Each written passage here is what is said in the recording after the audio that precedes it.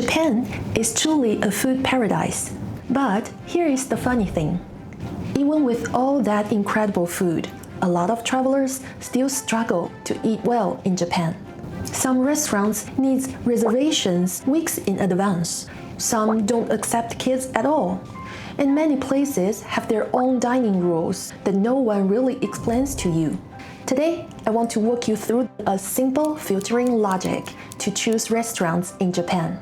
I will talk about how Japanese food is actually structured, the unspoken rules that save you from awkward moments, the two tools locals really use, and how I choose restaurants based on different travel styles, especially when kids are involved. Alright, let's get into it.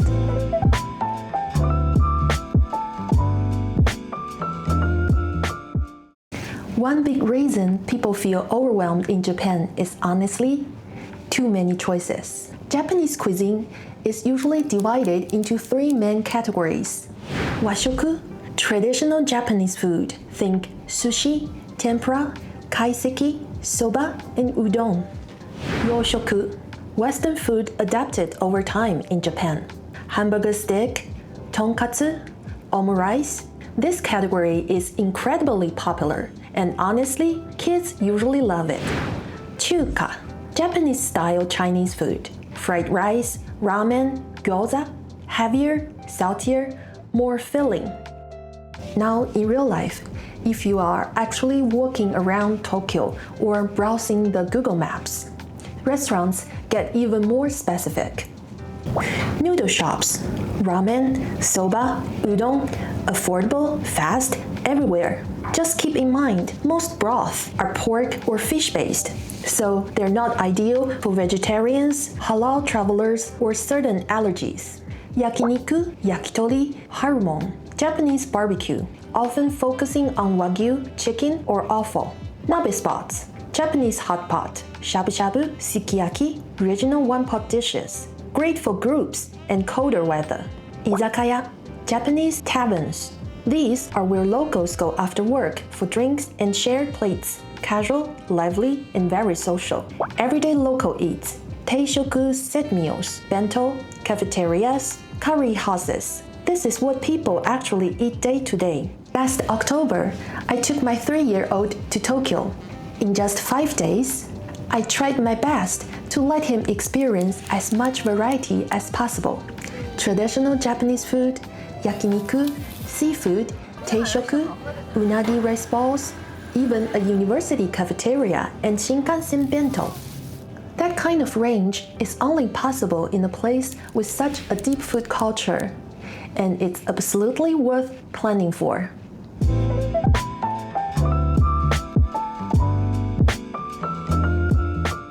Japanese restaurants have rules that nobody really explains, but once you know them, everything feels smoother.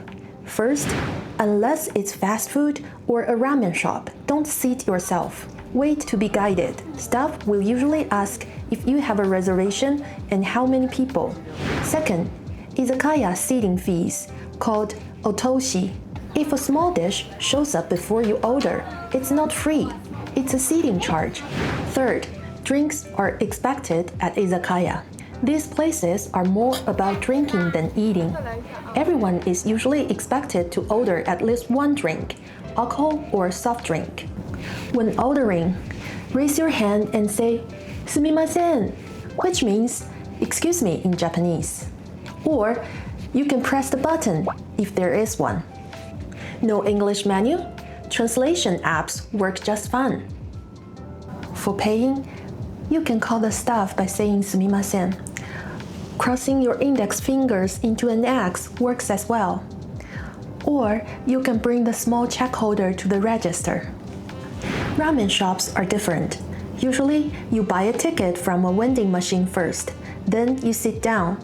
When you're done, you just leave. One more thing about yakiniku. If it's your first time, don't start with A5 Wagyu. It's mostly fat and can feel overwhelming. Look for kokusangyu, high-quality domestic beef with better balance. Yakiniku ended up being my son's favorite meal. We went to an award-winning spot near Tokyo Tower. and it was the perfect first meal for us. Even the grilled mushrooms were unforgettable. And finally, no tipping. Seriously, they might chase you down.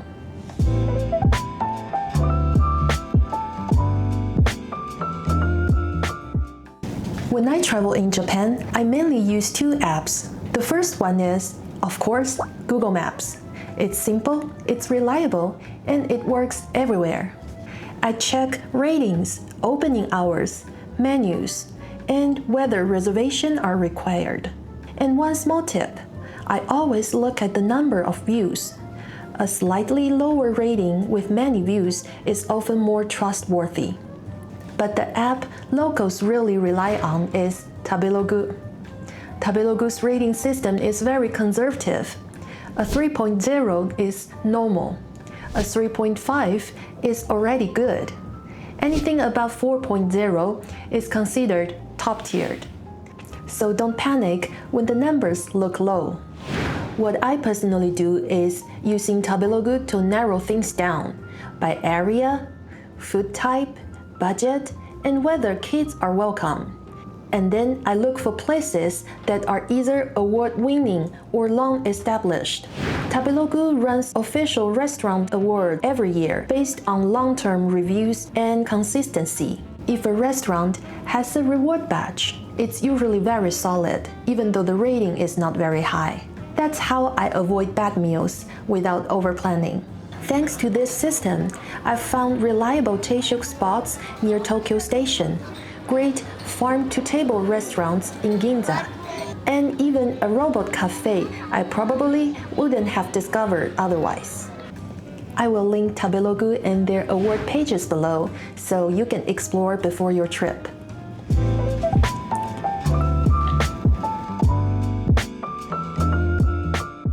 Let's talk about how to choose restaurants on your situation, because best restaurant depends on who you are traveling with. If you are traveling with a kid, Japan is very polite, but it's also very honest.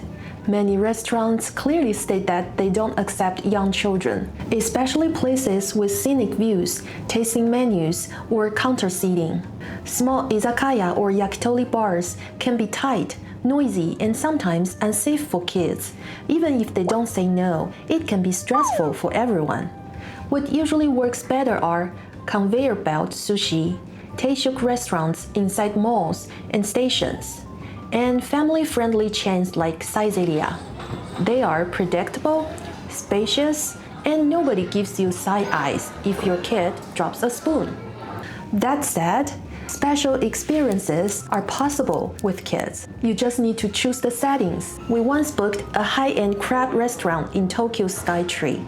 It was quiet, not crowded, and had amazing views from over 30 floors up. We skipped the tower lines completely, had a relaxed meal, and honestly, it saved both time and money. So with kids, it's not about cheap versus expensive.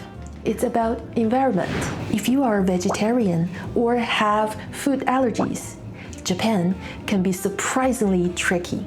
Fish-based ingredients like dashi or bonito flakes are everywhere, even in dishes that look vegetarian.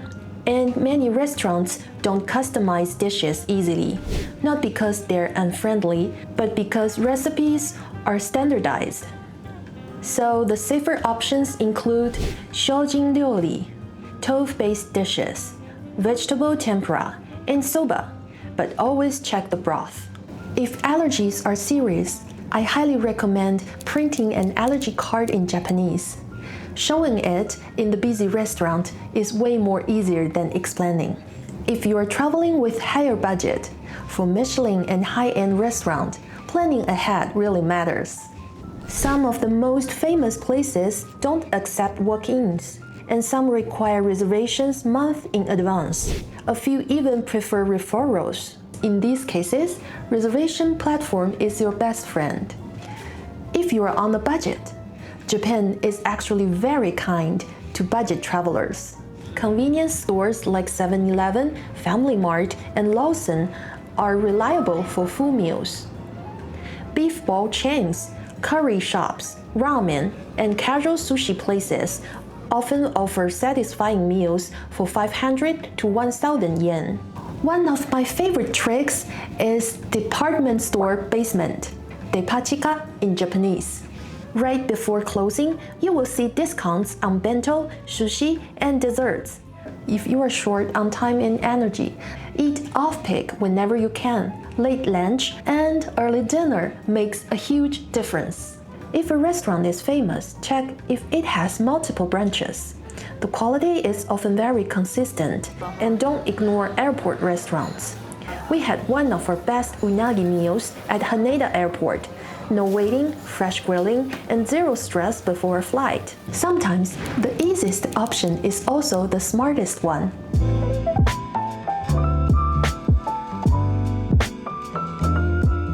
Eating in Tokyo is part of the adventure. Some meals are planned, some are pure luck. Both count, because that's how your trips turn into your own stories. I have linked my Tokyo Memo below. It's food-focused for now, but I will keep adding hotels and attractions over time. In my next video, I will break down how I choose Tokyo attractions and when day trips are actually better options, so you can plan your own version of Tokyo. See you in the next one.